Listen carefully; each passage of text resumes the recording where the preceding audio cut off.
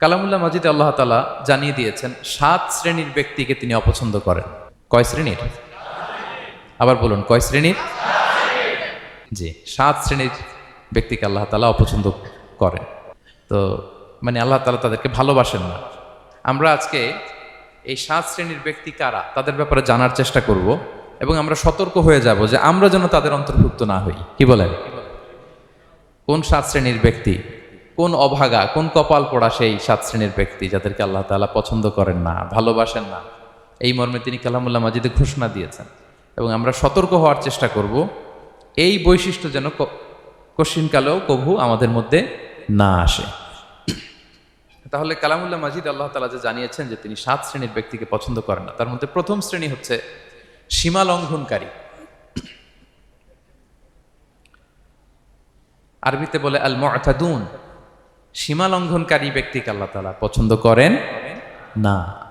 Limit cross করলে আল্লাহ তাআলা পছন্দ করেন না। লিমিটকে কেউ যদি ওভারস্টেপ করে, ক্রস করে, আল্লাহ তাআলা পছন্দ করেন না। সীমা লঙ্ঘনকে তিনি মোটেও পছন্দ করেন না। এবং মজার ব্যাপার হচ্ছে আল্লাহ কেউ কোনো অন্যায় করলেই সাথে সাথে পাকড়াও করেন না। কেউ ভুল করলেই আযাব দেন না। কেউ নাফরমানি করলেই আযাব পাঠান না। আল্লাহ অনেক সময় দেন, অনেক সময় দেন। শুধরে যাবার অনেক টাইম সে পায়, তারপরও যখন সে লিমিট ক্রস করে তখন আল্লাহ ধরেন। আল্লাহ সব সময় ধরে না, ধরলে ছাড়ে না। ধরে ধরে ধরে না, ধরলে আল্লাহ ছাড়ে না। আল্লাহ সব সময় ধরবে না। এবং যে সমস্ত জাতিগোষ্ঠীকে এই পৃথিবীতে আল্লাহ তাআলা আযাব দিয়ে ধ্বংস করেছেন, তাদের স্টোরি যদি আমরা খেয়াল করি, আমরা দেখব যে তাদেরকে আল্লাহ অনেক সুযোগ দিয়েছেন ভালো হওয়ার, শুধরে যাওয়ার। কিন্তু তারা আল্লাহর আদেশ অমান্য করতে করতে করতে করতে যখন লিমিট ক্রস করে ফেলছে, একটা সবকিছুর একটা লিমিট থাকে, কি বলেন? We all should know all limits. আপনাকে জানতে হবে যে আপনি কতটুকু পর্যন্ত করতে পারবেন, কতটুকু আপনার সীমানা। You should know your limit. এই লিমিটটা আপনার জানতে হবে। তারা যখন লিমিট ক্রস করেছে আল্লাহ আযাব দিয়েছে। আপনারা সামুদ জাতির নাম শুনেছেন? তাদের কাছে আল্লাহ তাআলা একজন নবী পাঠিয়েছিলেন, নাম হচ্ছে সালেহ আলাইহিস সালাম। আল্লাহ নবী সালেহ আলাইহিস সালাম, তিনি তাদেরকে দাওয়াত দিলেন যে হে আমার জাতিগোষ্ঠীর লোকেরা, এক আল্লাহর ইবাদত করো। তারা অবাধ্য হলো। তিনি সত্যের পথে আহ্বান করলেন, তারা এই কথা শুনলো না। একটার পর একটা আল্লাহর পায়গাম আসে, তারা অবাধ্য হয়, তারা অবাধ্য হয়, তারা আল্লাহ তাআলার আদেশকে মানে না। সবশেষে সামুদ গোত্র, তারা আবার খুব শক্তিশালী ছিল। তারা পাহাড় কেটে আর্কিটেকচার করে, ডিজাইন করে কিভাবে আবাসন তৈরি করতে হয় পাহাড়ি এলাকায়, মাউন্টেইন এলাকায় কিভাবে আবাসন তৈরি করতে হয়, এটার ব্যাপারে এক্সপার্ট ছিল। কিন্তু তারা সালেহ আলাইহিস সালামকে বলল, সালেহ তুমি পাগল, তুমি জাদুকর, তুমি যে আল্লাহর কথা বলছো আমরা মানবো এক শর্তে, যদি এই পাহাড়ের ভেতর থেকে 10 মাস গর্ভধারিণী একটা উট যদি বের করে আনতে পারো, এমন একটা শি ক্যামেল উট যদি বের করে আনতে পারো, যেই ওটের পেটের ভেতরে একটা বাচ্চা থাকবে এবং ওটটা পাহাড় থেকে বের হয়েই বাচ্চা ভূমিষ্ঠ করবে, এরপরে ওটের দুধ যেন আমরা খেতে পারি, তুমি যদি এইটা দেখাইতে পারো তাইলে বুঝবো তুমি সত্য নবী।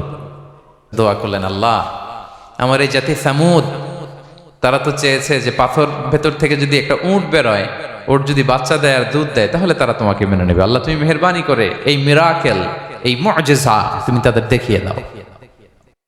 আল্লাহ তাআলা দোয়া কবুল করলেন। হাজার হাজার মানুষের সামনে চাক্ষুষ দিবালোকের মুহূর্তে পাথর ভেঙে একটা উট বেরিয়ে এলো বিশাল আকৃতির, এবং 10 মাস গর্ভধারিণী উট, সাথে সাথে এই উট বেরিয়ে বাচ্চা প্রসব করল, এবং সাথে সাথে এই ওলান থেকে উটের দুধ বেরোতে লাগলো। হাজার হাজার লোক এটার ওলান থেকে দুধ নিয়ে তারা তৃপ্ত হলো। আচ্ছা, এই মুহূর্তে তাদের কি করা উচিত ছিল বলেন তো? আশহাদু আল্লা ইলাহা ইল্লাল্লাহ ওয়া আশহাদু আন্না মুহাম্মাদুর রাসূলুল্লাহ ওয়া আশহাদু আন্না সালিহান নাবিয়্যুল্লাহ, এটা পড়া দরকার ছিল না? দরকার ছিল। কিন্তু তারা একের পর এক গোয়ার তুমি করতে করতে করতে করতে চাক্ষুষ দিনের বেলা এত বড় একটা মুআজিজা দেখার পরেও তারা অস্বীকার করলো। সাল্লাল্লাহু আলাইহি ওয়াসাল্লাম বললেন, তোমরা তোমাদের ওয়াদা পূরণ করো। তারা বলল, তুমি বড্ড বড় জাদুকর, তুমি যেন তেন জাদুকর না, তুমি পাহাড়ের ভেতরে জাদু ঢুকাই ফেলছো। কি মনে হয় তারা লিমিট ক্রস করে ফেলছে না? এবার ক্রস করছে না? তারা সীমা লঙ্ঘন করে ফেলেছে। দে ক্রসড দেয়ার লিমিট। এবার তো আর ছাড় দেয়া যায় না।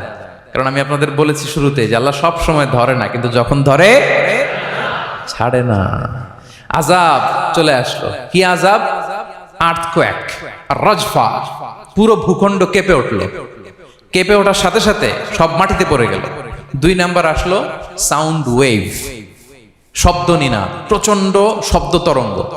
জিবরাইল আলাইহিস সালাম ওই এলাকার উপরে এসে এমন জোরে এক চিৎকার মারলেন, ওই চিৎকারে সামুদ গোত্রের প্রতিটি লোক কানের পর্দা ফেটে মুহূর্তের মধ্যে লাশ হয়ে জমিনে পড়ে রইল। Because they cross their limit, তারা তাদের লিমিট ক্রস করেছে।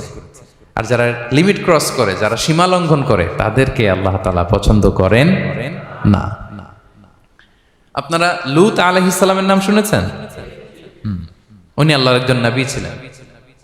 ওনাকে আল্লাহ তাআলা জর্ডান, বর্তমানে যে জর্ডান দেশ আছে সেখানে পাঠিয়েছিলেন। একটা কমিউনিটি ছিল সাদুম কমিউনিটি। ওই সাদুম কমিউনিটিতে তিনি এসেছিলেন। তিনিও দাওয়াত দিলেন, ইয়া কওমি ইবুদুল্লাহ মা লাকুম মিন ইলাহিন গায়রু, হে আমার কওমের লোকেরা, আল্লাহর ইবাদত করো, আল্লাহকে মেনে নাও। ওরা অস্বীকৃতি জানালো। সত্যের পথে আহ্বান করলেন, অস্বীকৃতি জানালো। ওদের পাশ দিয়ে ক্যারাভেন যেত, কাফেলার লোকেরা ডাকাতি করত। ডাকাতির শাস্তির ব্যাপারে তিনি ভয় দেখালেন, তারা নিবৃত্ত হলো না। এমনকি তারা সমলিঙ্গের প্রতি যৌন আকর্ষণ বোধ করতো। নাউযুবিল্লাহ। হোমোসেক্সুয়ালিটি, এখন একটা গ্রুপ আছে দেখবেন যে রংধনু নিয়ে মিষ্টি মিষ্টি কথা শোনায় বিশ্বব্যাপী। তাদের সাইন হচ্ছে রংধনু, রেইনবো। তারা ছেলেতে ছেলেতে বিয়ে, মেয়েতে মেয়েতে বিয়ে, এটাকে প্রমোট করে। নাউযুবিল্লাহ মিন যালিক। আমাদের এই মুসলিম সমাজে যেন এই আবর্জনা প্রবেশ করতে না পারে, আমাদেরকে সচেতন থাকতে হবে, ঠিক কিনা? এই সাদুম কমিউনিটির একটা বদ অভ্যাস ছিল, তারা ছেলেতে ছেলেতে বিয়ে করত, পুরুষে পুরুষে। আল্লাহ নবী লূত আলাইহিস সালাম তাদেরকে বুঝালেন যে পৃথিবীতে কেউ এই পাপ কাজ করেনি। প্রাণীদের মধ্য থেকেও একটা পুরুষ প্রাণীর প্রতি আকৃষ্ট হয় না। তোমরা আশরাফুল মাখলুকাত হয়ে কিভাবে এই কাজ করো? তোমরা থামো। তিনি নানা ভাবে হৃদয় নিংড়ানো ভাষা দিয়ে দাওয়াত দিলেন, কিন্তু তারা মানল না। তারা এই পাপ কাজ করতেই লাগলো। আল্লাহ তাআলা ফেরেশতা পাঠিয়েছিলেন ওনার কাছে পুরুষের আকৃতিতে। তারা এই আল্লাহর পাঠানো ফেরেশতাদের সাথে এই অপকর্ম করার প্ল্যান করেছিল। তারা মনে করেছিল সাধারণ মানুষ, আসলে এগুলো ছিল কি? আল্লাহর ফেরেশতা। তো আল্লাহর ফেরেশতার সাথে যেহেতু এরকম পাপ কাজের চিন্তা করেছে, তার মানে দে ক্রস দেয়ার লিমিট। কি বলেন? সীমা লঙ্ঘন করে ফেলছে। আযাব, পানিশমেন্ট তাদের জন্য অবধারিত হয়েছে। আল্লাহ তাআলা শাস্তি দিলেন। কি শাস্তি দিলেন? সিম্পল। জিবরাইল আলাইহিস সালাম এসে পুরো শহরটাকে উল্টায় ফেলে দিলেন। আল জাযাউ মিন জিনসিল আমাল, যে যেরকম পাপ করে তার শাস্তি এরকম। ওরাও স্বাভাবিক মানুষের যে নেচার, এটারে উল্টায় ফেলছে। কি বলেন? পুরুষ আকৃষ্ট হবে, সেক্সুয়াল অ্যাট্রাকশন ফিল করবে নারীর প্রতি, নারী পুরুষের প্রতি। এই যে নেচারকে ওরা উল্টাইছে না, আল্লাহকে তোদের শহরটারে উল্টাই দিলাম। জিবরাইল আলাইহিস সালাম এসে পুরো সাদুম শহরটাকে আকাশে উঠিয়ে একটা আছাড় মারলেন, আপসাইড ডাউন। উপরের অংশ চলে গেল নিচে, সব মাটির অতল গহ্বরে।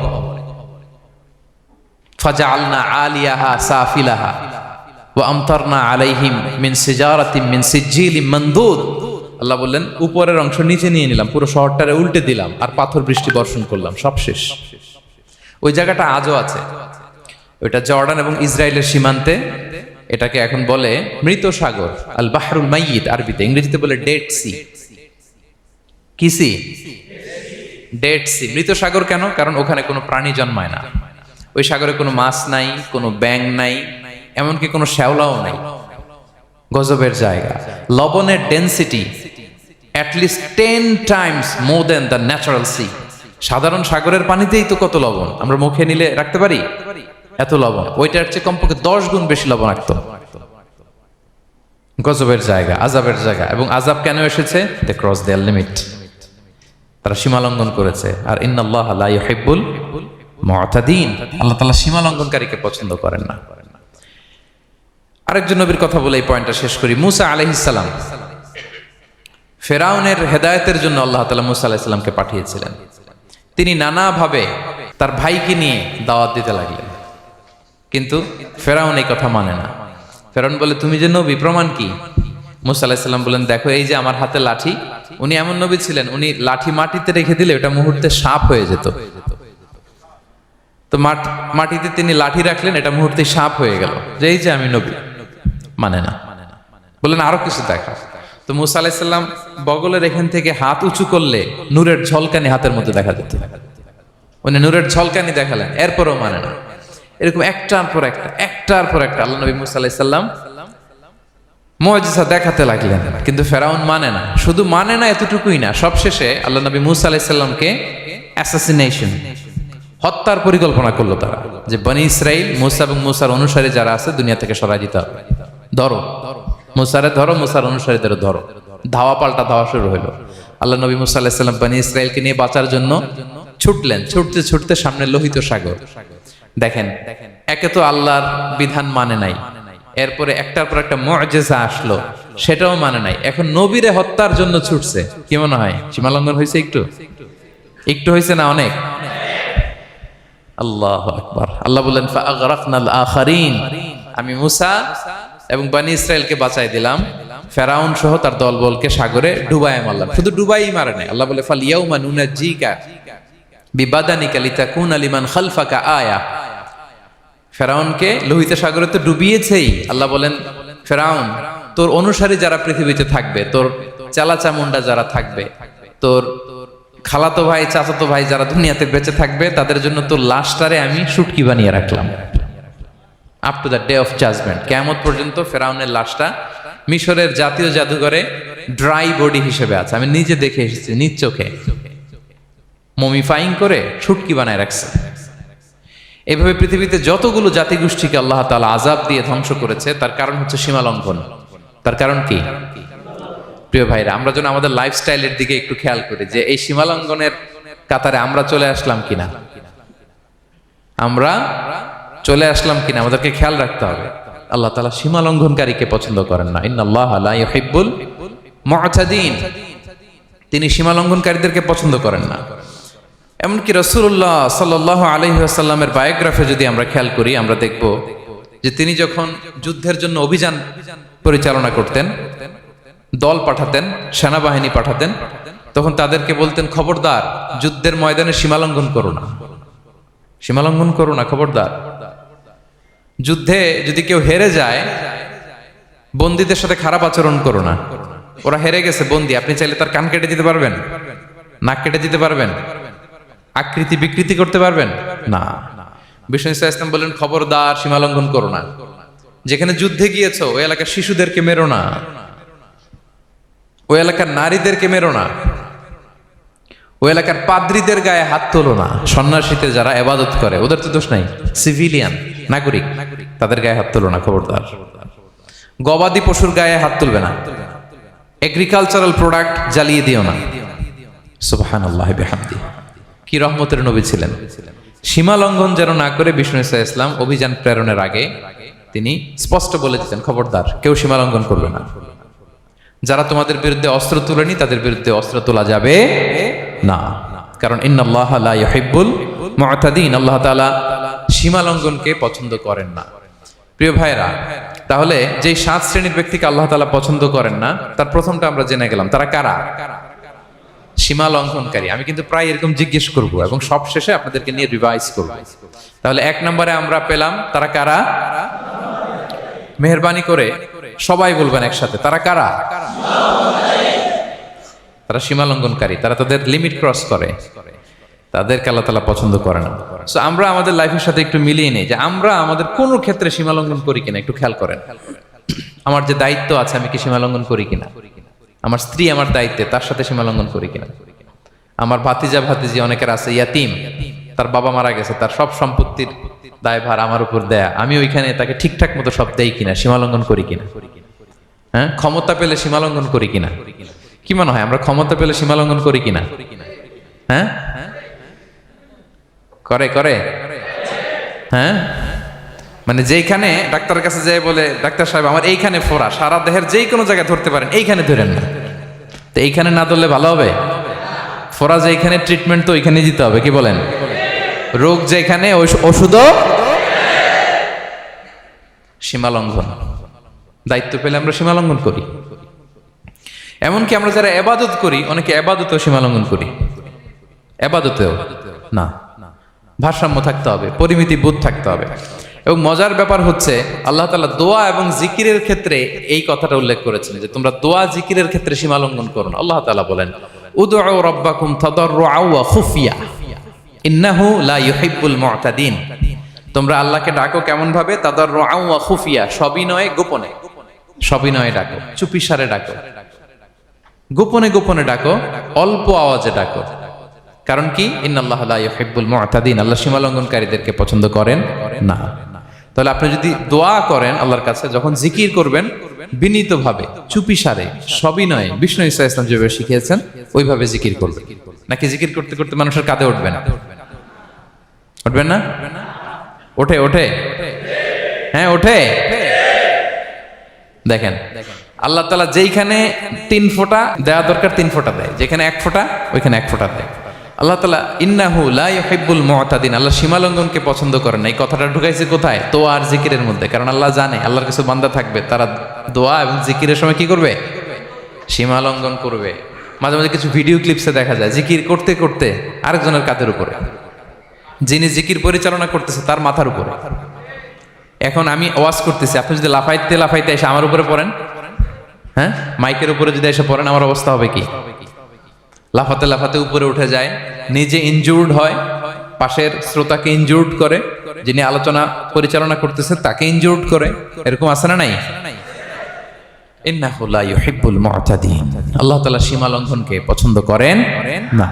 তাহলে আমাদের প্রত্যেকের উচিত আমাদের লিমিট জানা, আমরা যেন আমাদের কখনো লিমিটকে ক্রস না করি। প্রিয় ভাইরা, এটা প্রতিটি ক্ষেত্রে, ইভেন ইবাদতে আমরা যেন সীমা লঙ্ঘন না করি। এই পয়েন্টটা মনে থাকবে আপনাদের? আচ্ছা, তাহলে 2 নম্বরে আমরা চলে যাই। 2 নম্বরে যে শ্রেণীকে আল্লাহ তাআলা পছন্দ করেন না তারা হচ্ছে জালিম বা অত্যাচারী। জালিম বা অত্যাচারী, যারা জুলুম করে তাদেরকে আল্লাহ তাআলা পছন্দ করেন না। আল্লাহ তাআলা বলছেন ফাআম্মাল্লাযীনা কাফারু ফাউআযিবুহুম আযাবান শাদীদান ফিদ দুনিয়া ওয়াল আখিরা ওয়া মা লাহুম মিন নাসিরিন। যারা দুনিয়াতে কুফরি করবে কঠিন শাস্তি দুনিয়াতেও আখিরাতেও। ওয়া আম্মাল্লাযীনা আমানু ওয়া আমিলুস সলিহাতি ফায়ুওয়াফিহিম উজুরাহুম, আর যারা ঈমান আনবে সৎকর্ম করবে তাদের প্রতিদান আমি আল্লাহ বুঝিয়ে দেব। ওয়াল্লাহু লা ইউহিব্বুয যালিমিন, তবে জেনে রেখো আল্লাহ তাআলা জালিমিনদেরকে পছন্দ করেন। তাহলে 2 নম্বরে পাওয়া গেল কাদেরকে পছন্দ করে না? আপনি যদি কারো প্রতি জুলুম করেন তাহলে আপনি জালেম, সে হচ্ছে মজলুম। সে কি? মজলুম। মজলুম আপনার ক্ষমা না করলে আল্লাহ তাআলা আপনার ক্ষমা করবে না। মজলুম যদি ক্ষমা না করে আল্লাহ তাআলা কঠিন কালো আপনাকে ক্ষমা করবে না। এজন্য জুলুম যেন আমরা কখনো না করি। প্রিয় ভাইরা, জুলুম শুধু আল্লাহ তাআলা আমাদের উপরই হারাম করেন, আল্লাহ নিজের উপর হারাম করছে। জুলুম শুধু আমাদের জন্যই হারাম না, আল্লাহর জন্য হারাম। আল্লাহ তাআলা বলেন হাদিসে কুদসিতে, ইয়া ইবাদি, হে আমার বান্দারা, ইন্নী হারামতু যুলমা আলা নাফসি, আমি জুলুমকে আমি আল্লাহ নিজের উপরে হারাম করেছি। ওয়া জাআলতুহু বাইনাকুম মুহাররামা, এবং এই জুলুমকে তোমাদের উপর হারাম করেছি। ফালা তাযালামু, তোমরা একে অপরের উপর জুলুম করো না। জুলুম শুধু আমাদের উপরই হারাম না, আল্লাহ নিজের উপরও হারাম করেছেন। তাহলে জুলুমের সাথে কি মুমিনের কোনো সম্পর্ক থাকতে পারে? পারে না। এবং আল্লাহ তাআলা কখনো কোনো বান্দার উপর জুলুম করেন না। ওয়া আন্নাল্লাহা লাইসা বিযাল্লামিন লিল আবিদ, তিনি তার বান্দার উপর জুলুম করেন না। কোনোভাবেই যেন জুলুম না হয়ে যায়, এজন্য আল্লাহ তাআলা কিয়ামতের দিন মাওয়াজিনাল কিসত, ন্যায়ের মানদণ্ড তিনি প্রতিষ্ঠা করবেন, যাতে একটু ভুল না হয়ে যায়, জুলুম না হয়ে যায়। আমরা মাঝে মাঝে যে দোকান থেকে বস্তায় বস্তায় চাল নিয়ে আসি না, চাল দেখা যাবে যে 1 মণ চাল হয়তো সামান্য একটু কম হইতে পারে, সামান্য একটু বেশি হইতে পারে, এরকম হয় না? দেখবেন যে দিছে 10 কেজি, বাসায় এসে দেখবেন যে 10 কেজির চেয়ে একটু বেশি, একটু সামান্য বেশি কয়েক গ্রাম, অথবা 10 কেজির চেয়ে সামান্য কয়েক গ্রাম কম, এরকম হয়ে যায় না? মানুষ তো আমরা, কি বলেন? কিন্তু আল্লাহর নিক্তি পাল্লায়, মিজানের পাল্লায় এরকম হবে নাকি? হবে? হবে? আল্লাহ বলে না, মাওয়াজিনাল কিসত, ন্যায়ের মানদণ্ড সেটা। ফামাইয়া আমাল মিসকালা যাররাতিন খায়রান ইয়ারা, যাররা পরিমাণ ভালো করেছো তো সেটাও ওজন দেয়া যায় ওই পাল্লায়। সুবহানাল্লাহ পড়বেন না? ওমাইয়া আমাল মিসকালা যাররাতিন শাররান ইয়ারা, অনুপরিমাণ খারাপ করেছো সেটা ওজন দেয়া যায়। কারণ ওয়া আন্নাল্লাহা লাইসা বিযাল্লামিন লিল আবিদ, তিনি বান্দার উপর জুলুম করেন না। তিনি এমন পাল্লা দিয়েছে যাতে জুলুম না হয়। আমাদেরটাই ভুল হয়ে যেতে পারে, ওনারটাতে ভুল হলে চলবে না, কেউ জিতে যাবে, ঠকে যাবে। কি বলেন? জাররা কাকে বলে? জাররা, জাররা মানে এত ছোট জিনিস, এত ক্ষুদ্র জিনিস যেটা খালি চোখে দেখা যায় না। বাংলাদেশের উদাহরণ দিলে বুঝতে পারবেন ভালো। বাংলাদেশের শীতের সিজনের কথা মনে আছে আপনাদের? না মালয়েশিয়া এসে সব খাই ফেলাইছেন? হ্যাঁ, মালয়েশিয়া তো সারা বছর গরম, সারা বছর বৃষ্টি, শীত হয় না। তো বাংলাদেশের শীতের সিজনে টিনের ঘর যাদের থাকে, মনে আছে কিনা জানি না আপনাদের, ওই টিনের চালে যদি ছিদ্র থাকে, শীতের দিন টিনের চালে যদি ছিদ্র থাকে, তাহলে মাঝে মাঝে দেখবেন ওই চিকন ছিদ্রটা দিয়ে সূর্যের একটা আলো ঘরের ভিতরে ঢুকে। মনে পড়ে? টিনের চালের ছিদ্র, চিকন এই ছিদ্রটা দিয়ে সূর্যের একটা চিকন রশ্মি নিচে পড়ে। তো ওইটার কাছে গেলে দেখা যায় ওই আলোটার মধ্যে পাতলা কি কি যেন ধুলাবালি উঠতেছে। এটা আবার অন্য জায়গায় দেখা যায়, এমনি দেখা যায় না, কিন্তু ওইটার কাছে গেলে দেখা যায় এই আলোটা যেই বরাবর আসছে, এইখানে কিছু ক্ষুদ্র ছোট ধূলিকণা, ডাস্ট ঘুরে বেড়ায়। আল্লাহ বলে এইটার নাম হচ্ছে যাররা। ফামান ইয়ামাল মিসকালা যাররাতিন খাইরান ইয়ারা। এই ডাস্ট উড়ে বেড়ানো ছোট্ট ধূলিকণা যেটা খালি চোখে দেখা যায় না, এতটুকু ভালো যদি করো সেটাও সেই মিজানের পাল্লায় ওজন দেয়া যায়। এতটুকু খারাপও যদি করো সেটাও সেই মিজানের পাল্লায় ওজন দেয়া যায়। আল্লাহু আকবার। তিনি তার বান্দার উপর জুলুম করেন না। জুলুম তিনি নিজের উপর হারাম করেছেন, আমাদের জন্য কি করেছেন? হারাম করেছেন। এবং বিষ্ণু ইসলাম আরো ভয়ঙ্কর কথা বলেছেন। তিনি বলেছেন, মান যালামা কিদা শিবরিন মিনাল আরদি তুবিকাহু মিন সাবঈ আরাদিন। কেউ যদি জুলুম করে তার ভাইয়ের 1 বিঘত পরিমাণ জমিন খায়। 1 বিঘত চিনেন তো? এই যে আমার এই আঙ্গুল থেকে এই আঙ্গুলটা, এটা টান টান করলে যতটুকু জায়গা, এটার বলে 1 বিঘত। শিবের আরবিতে বলে শিবের। হ্যাঁ, মান যালামা কিদা শিবর। বিষ্ণু বলেন এই 1 শিবর, 1 বিঘত জমি যদি কেউ অন্যায়ভাবে জুলুম করে তার ভাইয়ের কাছ থেকে খায়, কিয়ামতের দিন তুবিকা আলাইহি সাবউ আরাদিন, এই 7 জমিনকে আল্লাহ তাআলা তার ঘাড়ে চাপাবে। খা এবার, খা। অন্যের জমি খাওয়ার এত শখ ছিল, এবার 7 জমিন ঘাড়ে কর। কিয়ামতের ময়দানে আপনার দেহটারে বিশাল আকৃতির করা হবে, এই 7 জমিনকে আপনার কাঁধে তুলে দেওয়া হবে। এজন্য আমরা অন্যের রাইটস, অধিকার যেন নষ্ট না করি, কারো উপর যেন জুলুম না করি, কোনোভাবেই না। আমরা নানাভাবে এই জুলুমটা করি। আমরা প্রায় দাদার সম্পত্তি থেকে ফুফুদেরকে বঞ্চিত করি, বাবার সম্পদ থেকে বোনদেরকে বঞ্চিত করি। হ্যাঁ, নিজের ভাই আরেক ভাইকে, আপন ভাই ভাইকে বঞ্চিত করে, জুলুম করে। এরকম দৃশ্যপট আমাদের সমাজে আছে না নাই বলেন তো? কিয়ামতের দিন আল্লাহর সুপ্রিম কোর্টের কাঠগড়ায় হিসেব দিতে হবে। আর এই জালিমদেরকে আল্লাহ তাআলা পছন্দ করেন না। এবং সবচেয়ে ভয়ঙ্কর ব্যাপার হচ্ছে, আপনি যখন কারোর উপর জুলুম করেন, ওই মাজলুম আর আল্লাহর মাঝখানে কোনো ফারাক থাকে না। আল্লাহ ওই ফারাকের পর্দা উঠায় নাই। বিষ্ণু বলেন, ইত্তাকি দাওয়াতাল মাজলুম, তোমরা মজলুমের বদদোয়াকে ভয় করো, খবরদার। কারণ ফাইন্না লাইসা বাইনাহু ওয়া বাইনাল্লাহি হিজাব, তার আর আল্লাহর মাঝে কোনো পর্দা থাকে না। দোয়া করলেই ওটা আরশে যেয়ে কবুল হয়ে যায়। আল্লাহ তাআলার চারিপাশে অনেক পর্দা আছে। কেউ কেউ বলে 70,000 নূরের পর্দা। 70,000টা সহিহ হাদিস দ্বারা সাব্যস্ত না, কিন্তু অসংখ্য অগণিত পর্দা, এবং পর্দাও এটা নূরের পর্দা। আচ্ছা বলেন তো, জানলা দিয়ে বাইরের আলো ঠেকাতে আমরা দেয়ালে জানালায় কি লাগাই? পর্দা লাগাই। পর্দাটা কিসের তৈরি? মোটা কাপড়ের, যাতে করে ওই আলো না আসে। কিন্তু আল্লাহর চারদিকে যে পর্দা, ওই পর্দাটা কিসের? নূরের, আলোর। ওনার পর্দায় আলো দিয়ে তৈরি। সুবহানাল্লাহ বললেন না? বিষ্ণু বলেন, ইত্তাকি দাওয়াতাল মাজলুম, মজলুমের বদদোয়াকে ভয় করো। ফাইন্না লাইসা বাইনাহা ওয়া বাইনাল্লাহি হিজাব, কেউ যখন মজলুম হয়ে কেঁদে বদদোয়া করে, তার আর আল্লাহর মাঝে ওই পর্দা থাকে না। বদদোয়া করছে, ডাইরেক্ট কবুল। খবরদার আমার পেনাঙ্গের ভাইয়েরা, আমরা যেন জালিম না হই। In it's any form, operation in it's any form, যেই কোনো ভাবে, যেই কোনো ক্ষেত্রে, যেই কোনো ধরনের হইতে পারে জুলুম। কাউকে আপনি ছোট্ট কোনো কাজে ঠকালেন, বন্টন নীতিতে ঠকালেন, হ্যাঁ, জমি মেরে দিয়ে ঠকালেন, আমানত মেরে দিয়ে ঠকালেন, ইন ইটস এনি ফর্ম যদি জুলুম করে থাকেন, খবরদার। মজলুমের কান্না কখনো বৃথা যায় না। মজলুমের কান্না কখনো বৃথা যায় না। জীবনের কোনো না কোনো সময়ে এর প্রায়শ্চিত্ত আপনাকে করতে হবে। জীবনের কোনো না কোনো সময়ে এর প্রায়শ্চিত্ত করে আপনাকে মরতে হবে। তাহলে কোন বিশ্বাসী কি জালিম হতে পারে?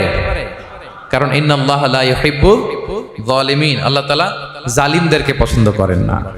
তাহলে জুলুমের সাথে আমাদের কোনো সম্পর্ক আছে? হ্যাঁ, কোনো সম্পর্ক আছে।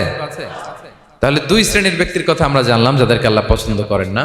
এক নাম্বার, প্রথমটা কি ছিল? সীমা লঙ্ঘনকারী, লিমিট যে ক্রস করে, ইন্নাল্লাহ লা ইউহিব্বুল মুআতাদিন। দুই নাম্বার কি জানলাম? হ্যাঁ, জালিম, অত্যাচারী, অপ্রেসর। অপ্রেসরকে আল্লাহ তাআলা পছন্দ করে না। তাহলে এই দুইটারে আমরা নো বলে দিলাম আজকের এই কনফারেন্স রুমে। আওয়াজ করে বলেন তো সবাই, নো। এই লিমিট ক্রস আর জুলুম নো, চলে গেছে, খালাস। এবার তিন নম্বরে দেখি আল্লাহ কাদেরকে পছন্দ করেন না। তিন নম্বরে আল্লাহ তাআলা অহংকারী, দাম্ভিক লোককে পছন্দ করেন না। অহংকারী, আমাদের তো অহংকার টহংকার নাই না? আছে? অহংকার আছে? কিসের অহংকার বলেন? টাকার, আর ক্ষমতার, আর সৌন্দর্যের, আর হ্যাঁ পাওয়ার, সোশ্যাল পাওয়ার। এই যে অহংকার, অহংকারের খাঁচা থেকে মুক্ত রাখো আমাদেরকে তুমি প্রভু হয়ে, পড়েন আমিন। এটা একটা ভয়ঙ্কর খাঁচা। আচ্ছা, অহংকার করার আমাদের আছে কি বলেন তো? কিছুই নাই। আল্লাহ বলে ওয়া খুলিকাল ইনসানু দাঈফা, তোমাদেরকে আমি দুর্বল করে তৈরি করছি। আমরা দুর্বল, শুধু দুর্বল না, দুর্বলের ঘরের দুর্বল। আমার বাপ ছিল দুর্বল, আমার দাদা ছিল দুর্বল, আমরা 14 গোষ্ঠী কি? হাল আতা আলাল ইনসানি হিনুম মিনাদ দাহরি লাম ইয়াকুন শাইআম মাযকুরা। আল্লাহ বলেন একটা সময় ছিল উল্লেখ করার মতো তোমার কিছুই ছিল না। আজকে তো এত লম্বা চওড়া মানুষ, আমরা কিছুই ছিলাম না। আমার বর্তমানে বয়স চলে 36, 37। তা আজ থেকে 37 বছর আগে আমি কি ছিলাম? আমার অস্তিত্বই ছিল না, আমার কোনো নাম ছিল না, আমার কোনো গ্রাম ছিল না, আমার কোনো অ্যাড্রেস ছিল না, আমার কোনো পরিচিতি ছিল না। আজ থেকে আরো 37 বছর পরে একটু খেয়াল করেন তো, এখন তো 37, আরো 37 ধরেন বাঁচলাম। এরপরে আমি দুনিয়া, দুনিয়া থাকবে কিন্তু আমি নাই। আজকে কার জন্য আটকে আছে দুনিয়ার কাজ বলেন তো? আপনার দাদার জন্য, আপনার নানার জন্য। তো আপনাকে লাগে কেন? আপনাকে লাগে? লাগে না তো আমাকে। আমি দুনিয়া, একদিন কিছুই ছিলাম না। আল্লাহ বলেন হাল আতা আলাল ইনসানি হিনুম মিনাদ দাহরি লাম ইয়াকুন শাইআম মাযকুরা। তুমি কিছু ছিলা, একটা সময় কিছুই ছিলা না, উল্লেখ করার মতো তুমি কিছুই ছিলা না। অস্তিত্বহীনের জগৎ থেকে তোমাকে আমি অস্তিত্ব আনলাম। তোমার বাবার পৃষ্ঠদেশ থেকে তোমার মায়ের গর্ভাশয়ে আমি তোমাকে ফেললাম। সেখানে আমি আল্লাহ তোমাকে একটু একটু করে তিলে তিলে বড় করলাম। 9 মাস 10 মাস পরে মায়ের পেট থেকে দুনিয়াতে তুমি আসলে। দেখেন তো দুনিয়ায় আসার পরে আমাদের অবস্থাটা কি? কাপড় নাই, চোপন নাই, এভাবে চলে আসছি। আসার পরে কেউ যদি মুখে খাবার তুলে দেয় তাইলে খাইতে পারি, হ্যাঁ, তাও লিকুইড খাবার। এদিক দিয়ে দিলে এদিক দিয়ে পড়ে যায়, খালি মুছতে হয়। মেহমান একজন এসে আদর করে কোলে নিচে পেশাব করে দিছি ভরাইয়া, আছে না নাই? হয়েছে না, হয়েছে না? এরকম আদর করে একটা কোলে নিছেন, এখনই না ডায়াপার আসছে মিয়া। আজ থেকে 10 বছর আগে এগুলো ছিল নাকি? প্যাম্পাস ডায়াপার ছিল, এই কাঁথা টাতা নিয়ে কোলে নেওয়া লাগতো, এরপরে দিছে ওদিক দিয়ে জামা টামা ভিজে শেষ। ইভেন রাসূল সাল্লাল্লাহু আলাইহি ওয়াসাল্লামের কোলে এরকম বাচ্চারা পেশাব করে দিছে, এরকম হাদিস আছে। আদর করে মায়েরা বাবারা আসলেই তো তার বাচ্চাকে রাসূল সাল্লাল্লাহু আলাইহি ওয়াসাল্লাম কোলে দিতেন, পেশাব করে দিতেন। তো কার কোলে উঠছে এটাও জানি না, পেশাব করে ভরাই দিচ্ছে। পেশাব পায়খানা করে 6 লাভ। লিকুইড দিলে খেতে পারি, শক্ত কিছু খেতে পারি না। এই তো আমি, এই তো আমার ক্ষমতা। একজন যে বললেন ক্ষমতার অহংকার, এই তো ক্ষমতাটা তো এতটুকু। এরপরে যখন জোয়ান হয়েছে, এখন তো জোয়ান, এখানে একটা ভূমিকম্প হইলে কি অবস্থা হবে বলেন তো জোয়ানদের? হ্যাঁ, কাঁপতে কাঁপতে সব শেষ। একটা ভূমিকম্প, একটা তুফান হলে ওটার বিরুদ্ধে দাঁড়াতে পারি না। একটা তুফান, রাস্তায় টায়ার পাংচার হলে লাফ দিয়ে উঠি। ক্ষমতা আমার, আমার নাকি ক্ষমতার অহংকার। কি দুর্বল আমরা, হ্যাঁ? কুকুর আমাদেরকে কামড় দিলে আমরা কুকুরের কামড়ও দিতে পারি না। ঠিক কিনা? মশা যে কামড়া, এটা ধরতে না পারলে কিছু করতে পারি? কামড় মাইরা দিছে দৌড়। বল্লা পোকা এসে যদি কামড় দিয়ে দৌড় দিয়ে কিছু করতে পারেন? তো কিসের কিসের ক্ষমতা আপনার? এরপর আবার যদি 70-80 বছর হায়াত পাই, আবার আগের মতো যেখানে বসি ওইখানেই ডাইরেক্ট। আছে না নাই? বয়স যখন 80 হয়ে যায় আর থাকে শরীরের কন্ট্রোল, আবার যেখানে বসে ওইখানেই পেশাব পায়খানা। খাবার দিলে খাইতে পারি, পিঠটা বাঁকা হয়ে কুজু হয়ে গেছে, এর নাকি আবার অহংকার সাজে? অহংকার সাজে? অহংকার সাজে একজনের, আওয়াজ করে বলতে হবে তিনি কে? 3 নম্বরে অহংকার দাম্ভিককে আল্লাহ পছন্দ করেন না। প্রিয় ভাইরা, আল্লাহ বলেন কারুনের ঘটনাকে আল্লাহ এখানে এনেছেন। আল্লাহ বলেন ইন্না কারুনা কানা মিন কওমি মূসা। কারুন ছিল মুসা আলাইহিস সালামের কওমের লোক। মুসা আলাইহিস সালামের কাজিন ছিল মূলত। কারুন নামে একজন সম্পদশালী ছিল। মিশরের রাজধানী কায়রো থেকে 100 কিলো দূরে ফাইয়ুম নামে একটা জেলা আছে, ওখানে তার বাড়ি ঘর। আমি দেখে এসেছি, কয়েকবার গিয়েছে। তো ফাবাগা আলাইহিম, সে মানুষের উপর চড়াও হলো। ওয়া আতাইনাহু মিনাল কুনুজি মা ইন্না মাফাতিহাহু লাতানু বিল উসবাতি উলিল কুওয়া। আল্লাহ বলেন এই কারণকে আমি এত সম্পদ দিয়েছি, এত বেশি ছিল তার সম্পদ, সম্পদগুলো যে সে আলমারির ভিতরে রাখতো, ওই আলমারির যে চাবি হইতো, এই চাবিগুলোরে ওজন করার জন্য, কাঁধে নেওয়ার জন্য 10 জন পেশি শক্তি পুরুষ লাগতো। আলমারি রাখার জন্য না, কি রাখার জন্য? আলমারি ভর্তি যে সোনা দানা গহনা, ওইটা যে চাবি, ওই চাবিগুলা বহন করতে একদল পেশি পুরুষ লাগতো, এত সম্পদ। তো তাকে এলাকার লোকেরা বলেছিল খলালাহু কওমুহু লা তাফরাহ, হে কারণ তুমি গর্ব করো না। কারণ তাকে বলছিল মুসা আলাইহিস সালাম যাকাত দাও, সে বলতেছে আমি যাকাত দিব কেন? এই সম্পদ তো আমার। ইন্নামা উতিতুহু আলা ইলমিন ইনদি, আমি আমার বুদ্ধি খাটায় এই সম্পদ কামাইছি, আমার সম্পদ আমি খাবো, আমি যাকাত দিব কেন? আল্লাহ বলেন ইন্নাল্লাহা লা ইউহিব্বুল ফারিহিন। কারণ তুমি অহংকার করলে আমি আল্লাহ অহংকারকে বরদাস্ত করি না, অহংকারীদেরকে আমি আল্লাহ পছন্দ করি না। আমি অহংকারকে পছন্দ করি না, অহংকারকে আল্লাহ তাআলা পছন্দ করেন না। কি হয়েছিল কারণের নসিবে? আল্লাহ বলেন ফাখাসাফনা বিহি ওয়া বিদারিহিল আরদ ফামা কানা লাহু মিন ফিআতি ইয়ানসুরুনাহু মিন দুনিল্লাহ ওয়া মা কানা মিনাল মুনতাসিরিন। আল্লাহ বলেন সে যখন অহংকার দেখালো, আমি কারুনকে আর কারুনের সব সম্পদ মাটির ভেতরে দাবিয়ে দিলাম, মুহূর্তেই দাবিয়ে দিলাম। সহিহ বুখারীতে এসেছে ইয়াতাজালজালু ফিল আরদ, প্রতিদিন 1 বিঘত করে কারুন জমিনের ভিতরে যেতেই থাকবে, যেতেই থাকবে, যেতেই থাকবে কিয়ামতের আগ পর্যন্ত। আল্লাহু আকবার। কারণ অহংকার করেছিল। আল্লাহ বলে আমি অহংকারীদের পছন্দ করি না। সূরা লোকমানে আল্লাহ বললেন ওয়ালা তুসাইর খাদ্দাকা লিন্নাস, মানুষ থেকে মুখ ফিরিও না। ওয়ালা তামশি ফিল আরদা মারাহা, জমিনে অহংকার ভরে হেঁটো না। ইন্নাল্লাহা লা ইউহিব্বু কুল্লা মুখতালিন ফখুর, আল্লাহ তাআলা অহংকারীদেরকে, দাম্ভিকদেরকে পছন্দ করেন না। এই যে আমি বলছি যে 7 শ্রেণীর লোককে আল্লাহ পছন্দ করেন না, এটা আমার মন গড়া বানানো কথা না। প্রতিটি কথার পেছনে কোরআনের যুক্তি আছে। কোরআনে আল্লাহ তাআলা বলছেন আল্লাহ অহংকারীদেরকে পছন্দ করেন না। ইংরেজিতে কি বলে? ইগো আছে আমাদের, হ্যাঁ ইগো, এটা ছেড়ে ফেলতে হবে, অহংকার করা যাবে না। আমার প্রিয় ভাইয়েরা একটু মনোযোগী হন, এই আয়াতের তাফসীরটা একটু সংক্ষেপে বুঝিয়ে দেই। আল্লাহ তাআলা বলছেন ইন্নাল্লাহা লা ইউহিব্বু কুল্লা মুখতালিন ফখুর, আল্লাহ কোন মুখতাল আর ফাখুরকে পছন্দ করেন না। মুখতাল আর ফাখুর মানে কি? মুখতাল মানে যে অহংকার করে মনে মনে। কিছু লোক আছে ভিতরে ভিতরে নিজের বড় মনে করে, বাইরে বলে না বা বলার সাহস পায় না, কিন্তু ভিতরে ভিতরে ভাবে আমি কোন হনুরে, কি বলে আমি কোন, আমি তো বড়, আরে আমার চেয়ে বড় বেশি জানে নাকি কেউ, আমার চেয়ে কিছু পারে নাকি, আমি তো, কিন্তু এটা মুখ দিয়ে বলে না, ভিতরে ভিতরে আছে না নাই? এদেরকে আরবিতে বলে মুখতাল। কি বলে? মুখতাল। আরেকজন ফাখুর, সে শুধু ভিতরে না, এটা প্রকাশ্যে বলে বেড়ায়, এটা আরো ডেঞ্জারাস। ফাখুর সে আরো খারাপ, সে প্রকাশ্যে তার অহংকার প্রদর্শন করে, বলে বেড়ায় যে আমি বড়, আমি বড়, আমি বড়। এই আমি বড় কথাটাই সবচেয়ে ভয়ঙ্কর। আমি বড় কথাটাই সবচেয়ে ভয়ঙ্কর। নিজে যাকে বড় বলে বড় সে, লোকে যাকে বড় বলে বড় সে হয়। আমার প্রিয় পেনাঙ্গের ভাইয়েরা, নিজেকে বড় মনে করা এটা শয়তানের স্বভাব। কার স্বভাব? বিনয়ী হওয়া এটা নবীদের স্বভাব। আল্লাহ তাআলা ফেরেশতাদেরকে বলেছিলেন উসজুদু লি আদম, তোমরা আদমকে সিজদা দাও। ফাসাজাদাল মালাইকা কুল্লুহুম, সবাই সিজদা দিল ইল্লা ইবলিস, কে ছাড়া? ইবলিস ছাড়া। সে নিজেকে বড় মনে করেছিল, শয়তান।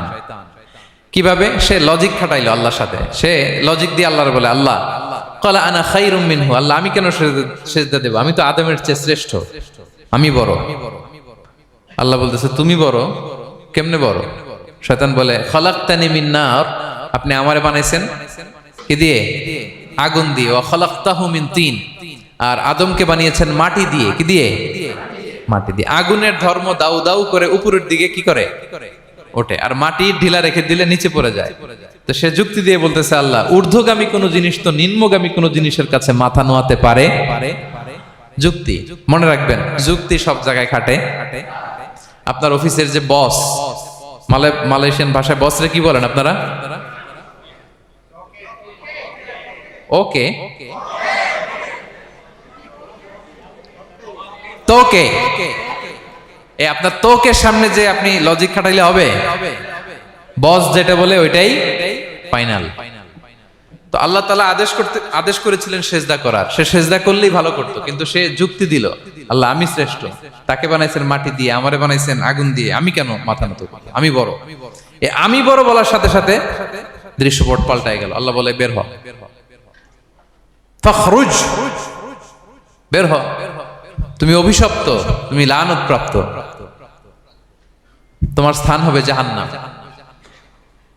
তুমি নিজেকে বড় মনে করেছো, তাইলে বড় মনে করা এটা শয়তানের স্বভাব। কার স্বভাব?